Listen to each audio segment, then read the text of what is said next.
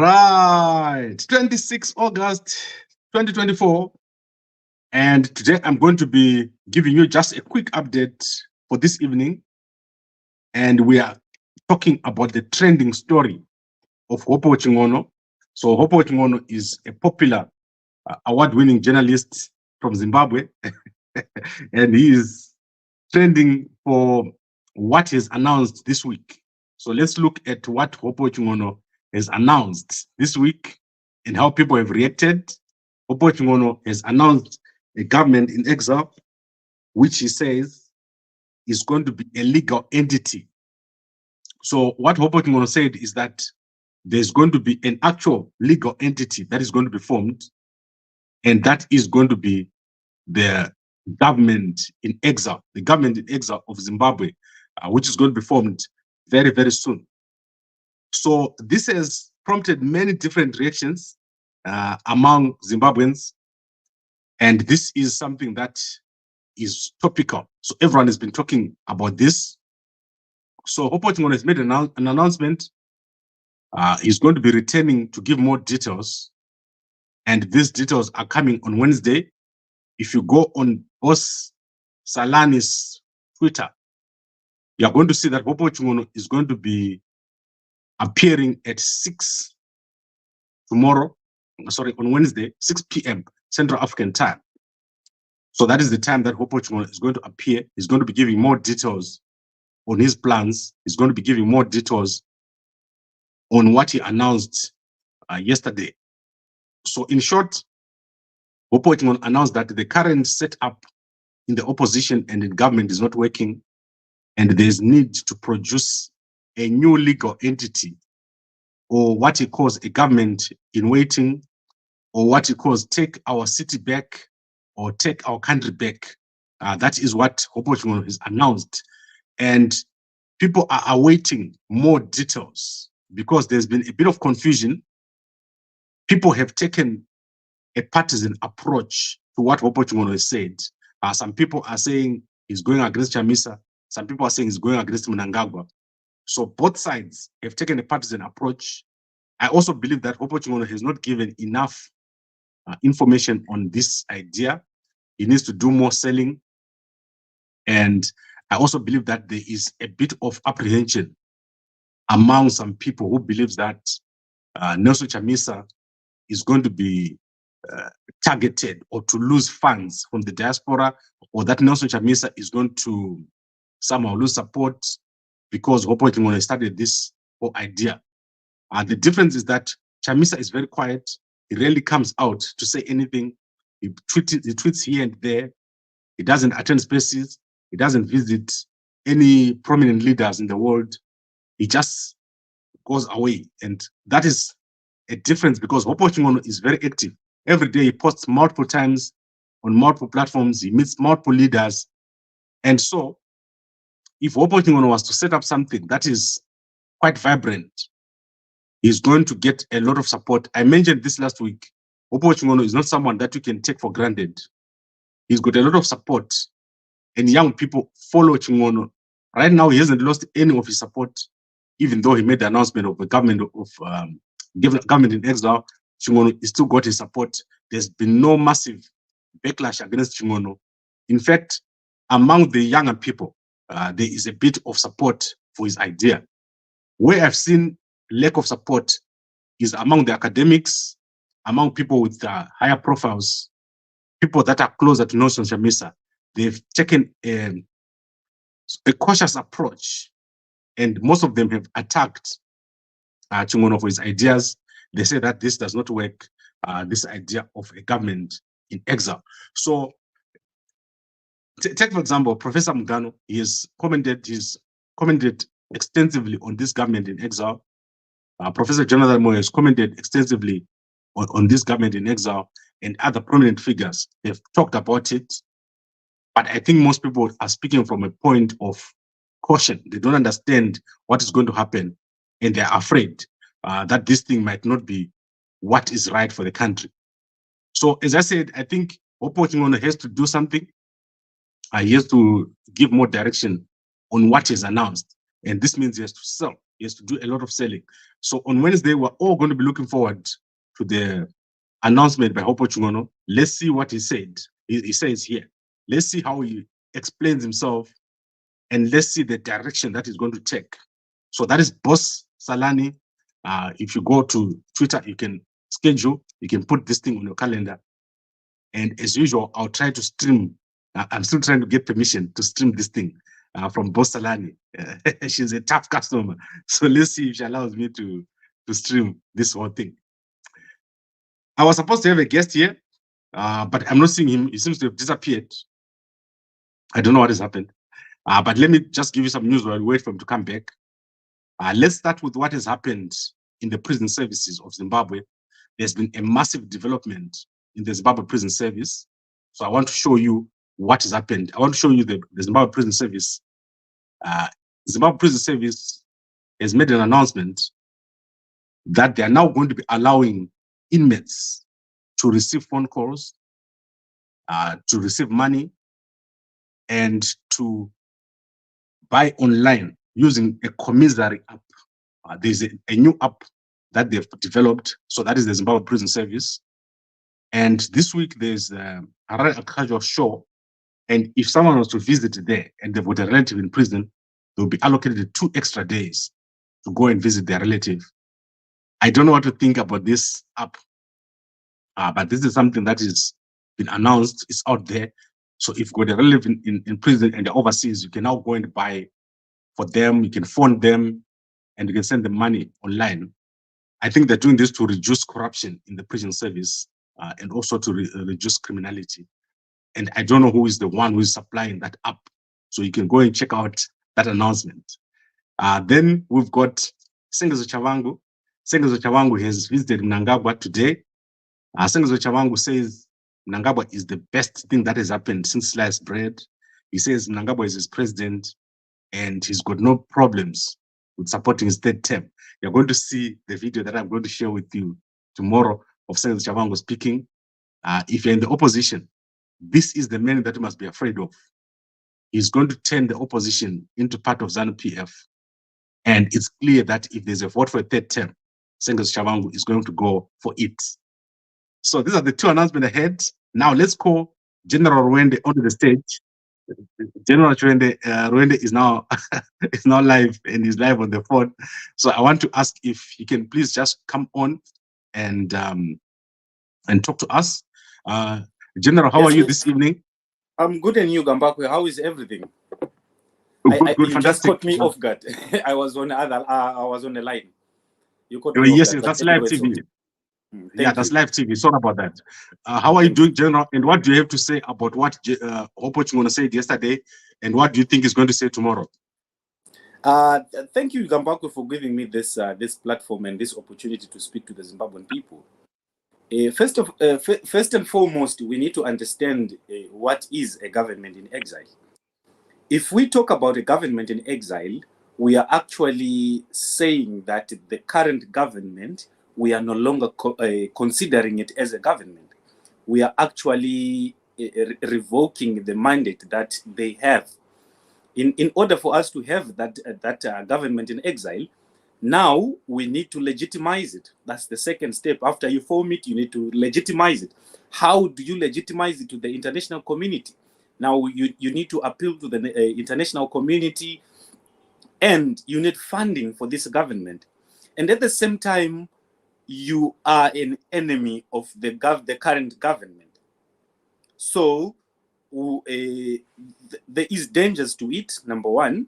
Number two, yes, it can work as he proposed it. As we see it, it can work because ZANU-PF did the same thing. The government of Tibet did the same thing. The government of Mahatma Gandhi did the same thing. Yes, it can work, but the term government in exile, it's a treasonous term because you are actually saying that you are the government and the current government, you are no longer trusting it and you are removing it, but you can't remove it. That's why you are forming another one in exile, just trying to suffocate the current government. Yes, it's unconstitutional. It is a proposal, as he said it, But there are dangers to it because ukapamwana banga, you don't know what is he going to do to other kids. And you don't know how is he going to play with it, because it is an idea, but an idea you don't know who's going to buy it. Even though he said he's not going to be part of it, but the fact that the idea is out there, which means someone can put a thought to it, someone can actually do it, and it might result in either good or bad. On my personal capacity, I can say, yes, Zimbabweans will need freedom, but we gotta be careful in ideas that we put within the people. Remember, when the ZANU-PF cadres took up arms for a political objective, they had to speak to the Zambian government. They had to fight for the Mozambican government. They had to go and talk to the Soviet Union. The Soviet Union helped them because their government in exile was legitimized by Soviet Union, by the Chinese, by the Mozambican government and the Zambian government, and so on, and the Tanzanian government, and also the South African guerrillas also joined forces with the Zipra forces and the Zanla forces, the Zipra forces, and with their own arm, which was Mkonto Wesizwe. They had a government in waiting, which actually South Africa also did. But the government that was formed by Nelson Mandela, they were all arrested and they were all imprisoned. So it's a give or take. It's a matter of life and death. Once you say you are a government in exile, what it clearly means is you are now a soldier without a nation. You are fighting for your nation, and you are now an enemy to the current government. So let's step back and think again. If we are doing this as Zimbabwean people, who are we going to put in the front, and who is going to legitimize this government? And are we really certain that we are actually putting ourselves up for a fight with ZANU-PF and the current government?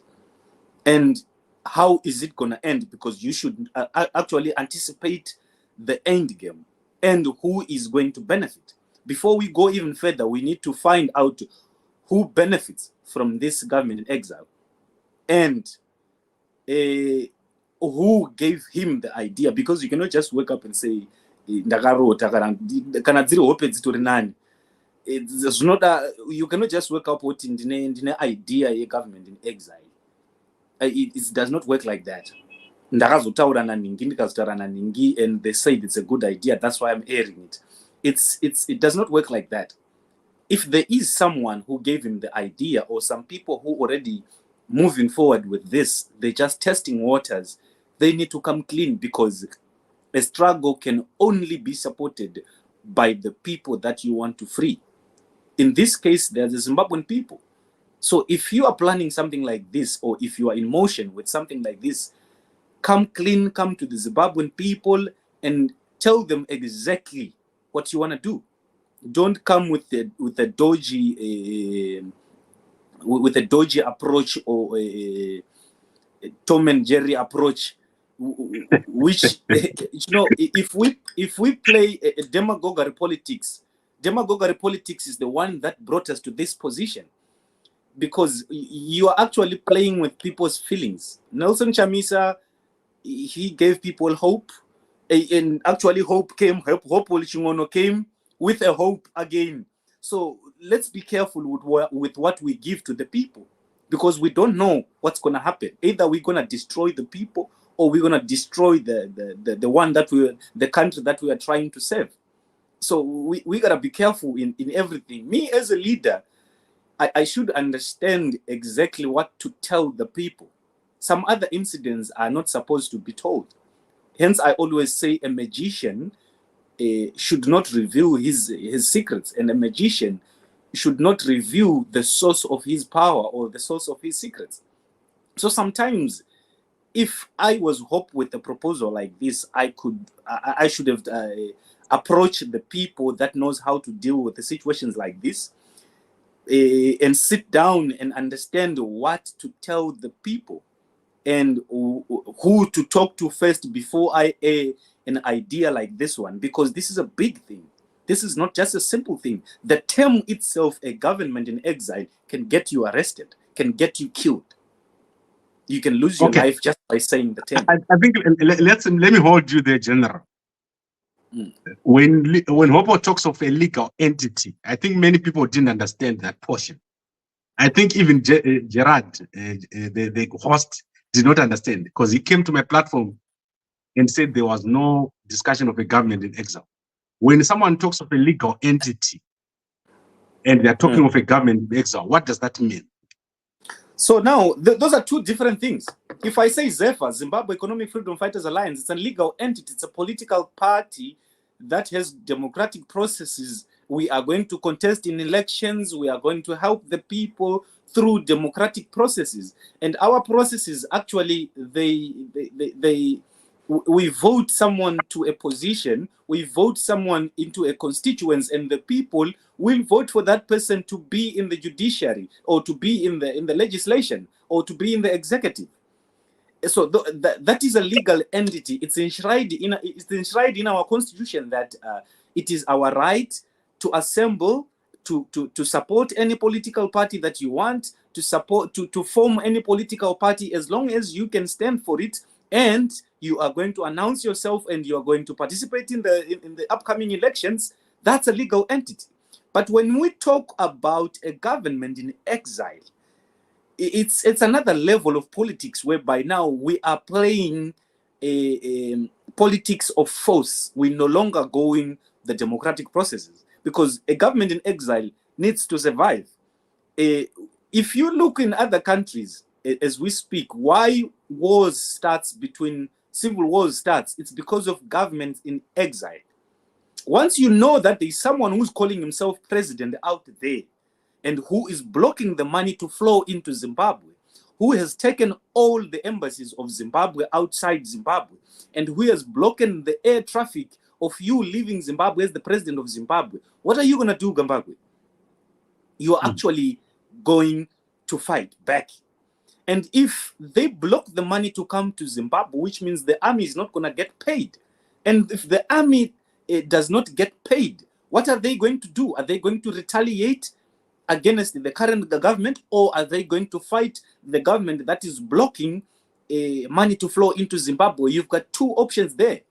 The army will be divided. Some will fight with the current government. Some will switch to the government in exile. So you have two armies fighting each other for one seat, and that is too dangerous. So I don't think you can say it's a legal entity. Once you want to form a legal entity, form a political party. Okay, I think our general is gone here. I'm still here. Okay.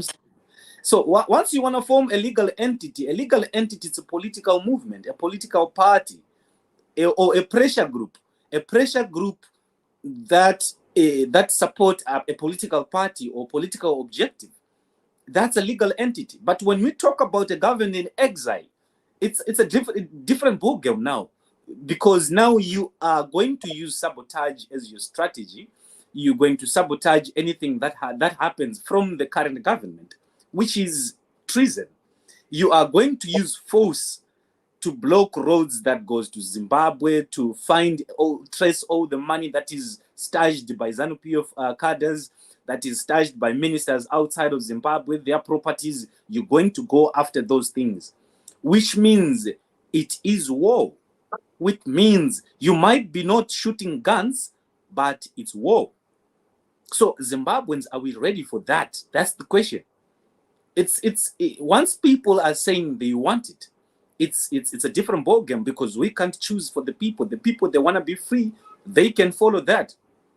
It's all about the people, because if you say people are dying, 600 people are dying every day in South Africa, and people are not having the healthy system in Zimbabwe, it's broken, the infrastructure, we are 40 years behind because someone else is looting, so we are creating a government in exile.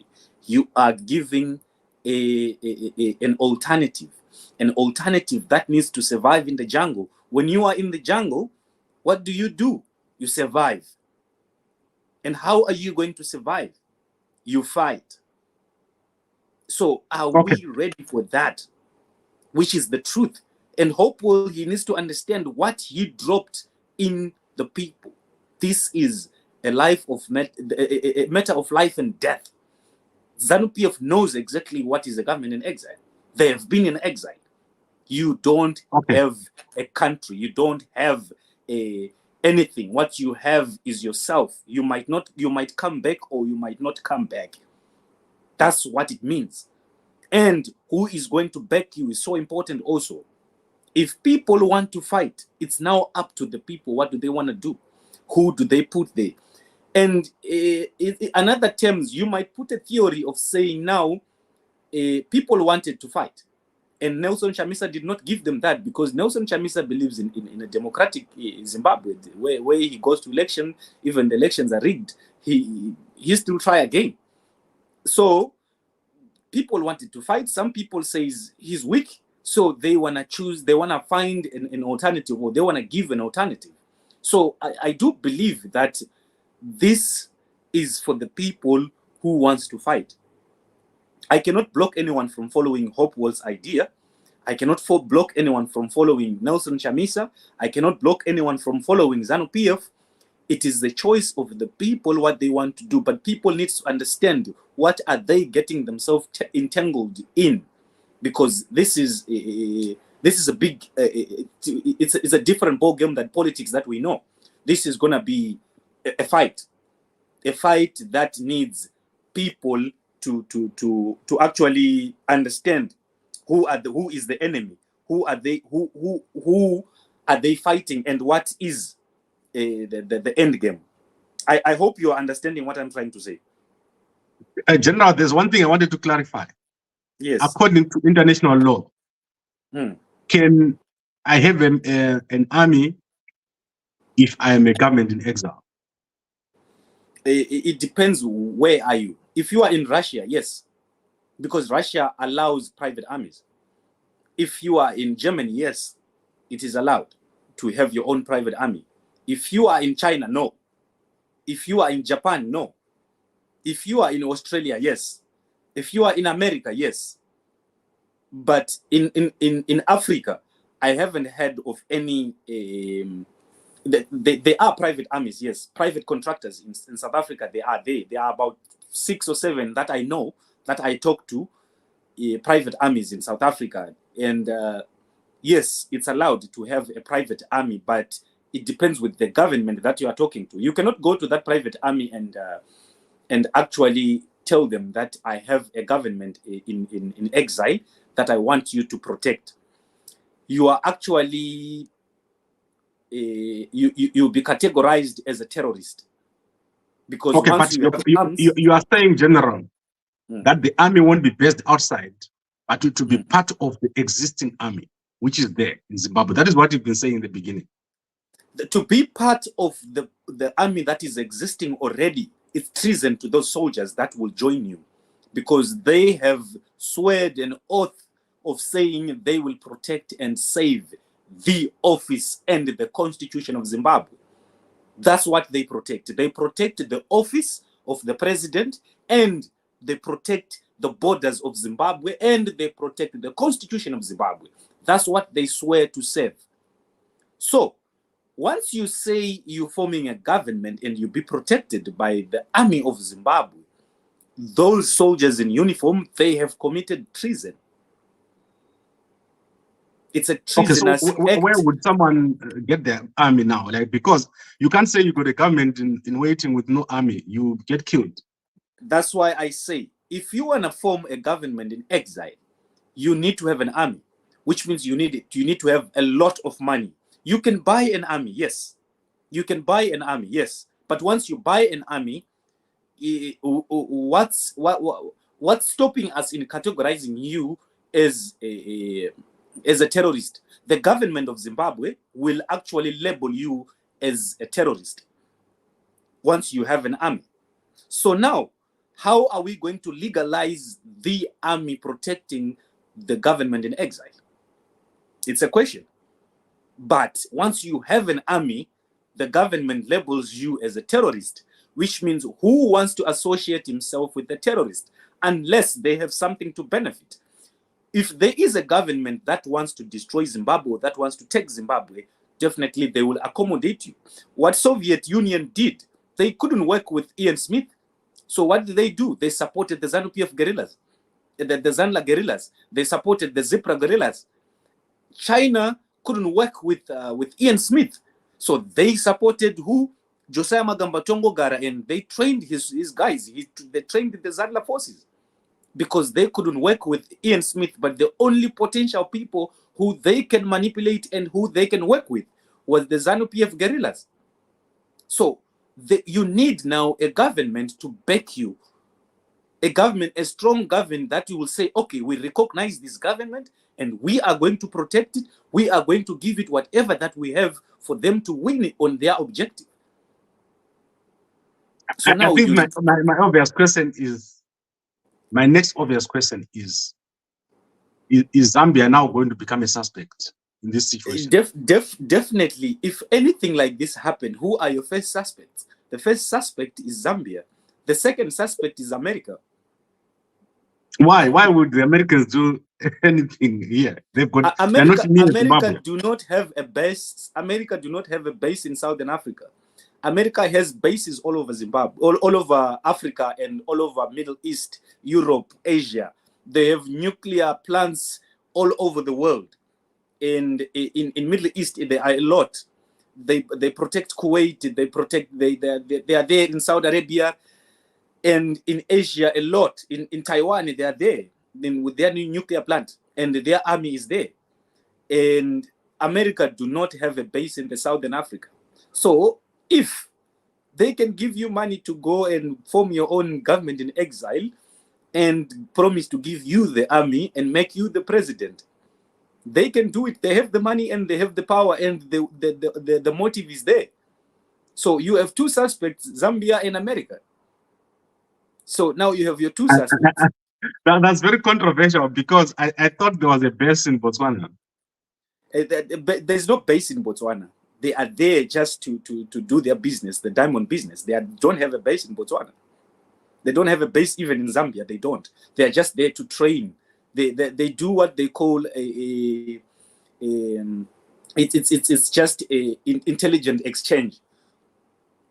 So they bring their army to Botswana, and their army train with the Botswanan army, and they share intelligence, and they go back. They keep on rotating these guys. Same thing happens in Zambia. It's like we come, we give you what we know, we show you how we train, how we keep our army, how we structure our army, and they go back. But they don't have a base. But now in Southern Africa, if America have a base, you wouldn't be having a war in DRC if they had a base, because they would chip in, jump in there and stop the war, and also form a government there, because DRC is rich. America would want to put their hands on cobalt, would want to put their hands, because cobalt is the one that is producing nanotechnology. Cobalt is the base of nanotechnology. Without cobalt, you don't have nanotechnology. So America would want that. It's not a base in Botswana. It's not a base. They are just exchanging intelligence and training their guys in Botswana. Botswana gave them accommodation, but the base does not belong to Americans. So how? It's okay. I get it. I think we should have the topic on bases one day, because I've got my own thoughts on bases, and I would think that Mozambique would be a better place to have a base than all these other countries that are inland. You have a third suspect, actually. The one that is very near. The Renamo guys, they hate ZANU-PF because Renamo took Mozambique, and ZANU-PF went and fought Renamo off power and put Frelimo. So the bitterness of Renamo can be the motive of accommodating your government in exile. Sorry to spill the beans, but those are the guys who can accommodate a government in exile. They have the means. They have a base in Botswana, in Mozambique. They have artillery. They have everything. It's a political party with its own army. with artillery also in Mozambique. So that is a third suspect. If you can have a government in exile, those guys, they might liaise with whoever is there and form that government and protect that government. So you have a third suspect. Okay, I think we've gone a bit deeper than I expected. Yeah. So let's go back to the topic at hand. Yes. Hopewell Chin'ono has made the proposal, and you say that this is probably much further down the road than it looks. And you are saying ZANU-PF is going to take this as a threat, and Hopewell and his friends are going to get a reaction, and a formation of an army is necessary if you have a government of in exile. So what do you expect to be the reaction from ZANU-PF right now? What do you think ZANU-PF is doing? As much as I know ZANU-PF, their paranoia it's off the roof, it's off the charts. So in a threat like this, they would want who is on top, they would want to know who is supporting, and all of these people, I don't want to say they will be abducted, because that's an accusation. I'll be accusing them of things that I don't know. But what I can say is, this will get someone killed, and this will get someone arrested. This will make someone disappear. We know, if I get a threat, I will put measures to protect myself. I will put measures to protect myself and to protect my family, everyone that I love. So this is a big threat to ZANU-PF and a threat to their existence. Because if you have a government in exile, you are threatening to erase ZANU-PF, and you are threatening to cause a chaos and confusion within the army, because now the army are forced to choose which government to protect, which president to protect, which is a quite difficult position. I believe that Hopewell Chin'ono, he don't have any I will keep losing him. Yeah, when he's talking, when he's just about to say something important. I don't know if we're going to get him back. General Ruwende, he was saying something very important, and I would have wanted to hear him finish. As you know, he's out there. He's not in this area. He's out in the Middle East, and the connections there are not as strong as I would expect. And probably, I don't know how the connections work over there. So let's summarize what General Ruwende said. Okay, there is just returned. Let's see if he's going to be able to join us. Yes, General. Yeah. I'm sorry, my laptop just died. I was on the laptop, it died. I forget to charge it, so I have to come back with the. So what I was saying is, I will always put measures to protect myself and to protect those I love.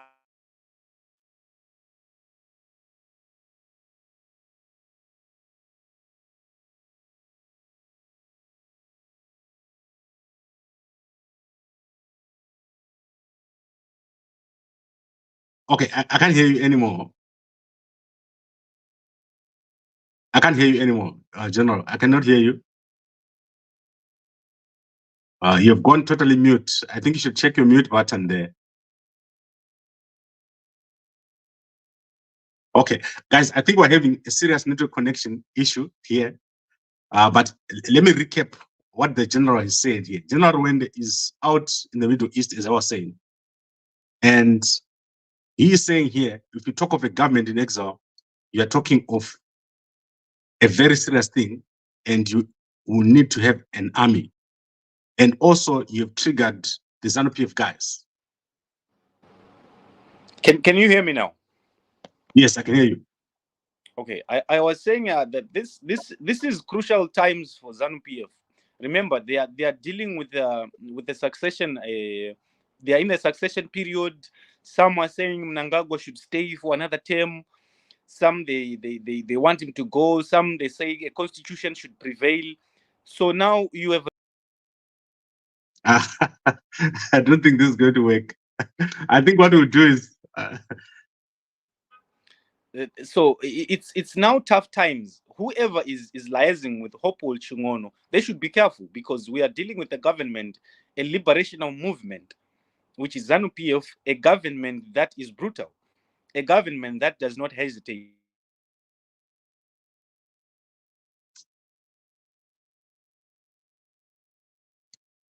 Okay, I think what we need to do to avoid these breaks is let us just finalize. General Ruwende is definitely having connection issues. I'll ask him to record what he's saying now, and then we'll post this as a separate broadcast or as a separate video, just the portion that he's just about to finish. And I would like to thank all of you for watching. So on Wednesday, we're going to see what Hopewell Chin'ono is going to say. He's coming back on Boss Salani's space, which is on Twitter. So you can check it out. Go and check out Boss Salani. She's going to be hosting Hopewell Chin'ono. Thank you very much, everyone, for watching. This has been very interesting. It brings in a new dimension to this whole thing. And I also try to get hold of Hopewell Chin'ono today. I would be trying to talk to him so that we understand what is going on. And we also want to see how ZANU-PF is going to respond. I'm sure that they've already started responding to the announcement of a government in exile. And everyone must just be safe out there. This is something very dangerous. As I said yesterday, I don't think people understand how deep a government in exile is. Just the naming of the word government in exile gets guys in ZANU-PF excited. They become very excited. Someone says Boss Salani is not female. I talk to Boss Salani every single day. Boss Salani is a female, I can assure you. And she's got a baby. So I know what I'm talking about. I'm not talking about someone I don't talk to. Boss Salani is a lady, and you can see her on the picture here. There, she is Boss Salani. She is a very pretty young lady. And her brother is an MP for Nangamvura, Mtsayami, Prosper. So she is a lady, indeed. So you should not be worried about what I'm talking about here. In fact, a CCC MP for that matter. So I would like to thank everyone for watching. There's General. There's General. How are you, General? You're back. Yeah. I had a connection problem with my equipment here, but I just wanted to come and say, let's be careful, Zimbabweans, but we need to choose also what we want. Do we want to fight ZANU-PF democratically?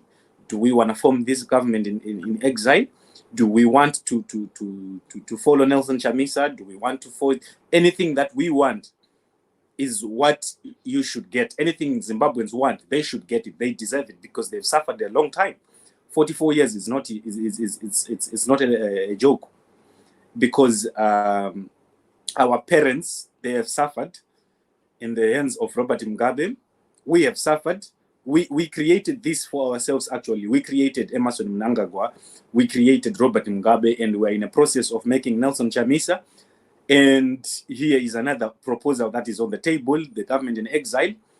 I'm not saying I am in with it. I'm not saying I'm out also. But what I'm saying is it's up to the Zimbabweans what they want. But there are so many things at stake. There are so many aspects to be considered, because it is a matter of life and death. But what is a revolution without a sacrifice? Because we are in a stage of a revolution now. We need to change the way we think. The mental decolonization of Africa, it has to start now. The way we think. We don't need food aid from our imperial masters. We don't need their money, because if they give us 5 million, they will take 5 billion, which means we are the one we are the one losing. So we don't need the colonial masters to be our saviors. We need to save ourselves. Zimbabwean problems to the Zimbabwean people, African problems, they should be solved by African people. So we still need to choose which way to take, and let's not be rational in decision making. And Zimbabwe, our political spectrum is filled with toxicity that we don't know what is true anymore, and we don't know what to believe. So mental decolonization is actually needed the most, so that we can be able to decide which way to take, or how do we want to push our politics. Because the main thing that is happening in Zimbabwe, it's not about the economy, but it is about politics. If our politics is right, if our politics is correct, our economy will automatically boost. Our economy will actually make sense. But as long as our politics don't make sense, nothing will make sense. And right, I think that was a good conclusion. And I think let's end it there. I'll be back here tomorrow morning, 5 a.m. as I give you the news update. Thank you very much, everyone, for watching. And let me not keep you this late in the night. I'll see you in the morning. Thank you very much. And